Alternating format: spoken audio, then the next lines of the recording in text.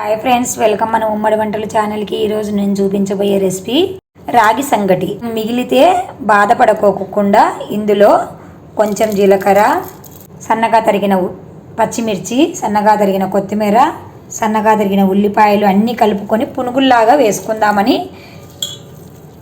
Ready చేసుకుంటున్నాను friends. మీరు కూడా ఇలా చేసుకోండి, చాలా టేస్ట్ ఉంటుంది, చాలా బాగుంటుంది.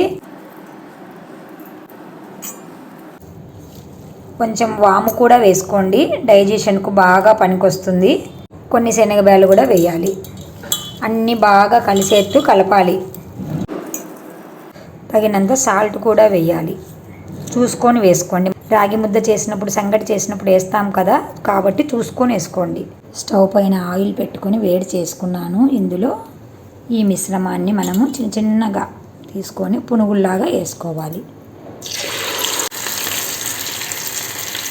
ఇలాంటి విటమిన్స్ ఉన్న ఆహారాన్ని పిల్లలకి, పెద్దలకి మనము పెట్టి వాళ్ళ హెల్త్ని మనము కాపాడుతూ ఉండాలి ఫ్రెండ్స్. ఒకవైపు కాలాక ఇంకొక వైపుకు టర్న్ చేసుకోవాలి. ఇదే పిండి ముద్దను మనము ఇలా చిన్న చిన్నగా వడల్లాగా కూడా వేసుకోవచ్చు ఫ్రెండ్స్.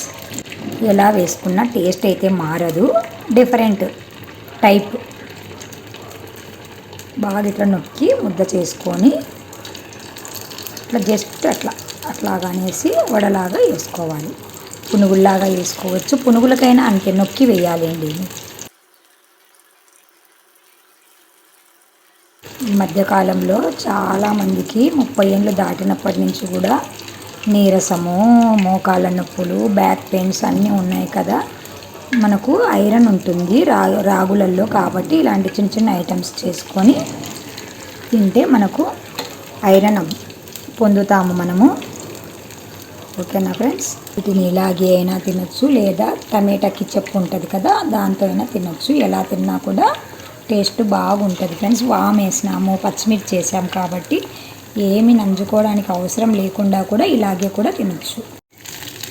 ఇట్లా మనం కాలాక తీసేసి సర్వ్ చేసుకోవడమే ఫ్రెండ్స్.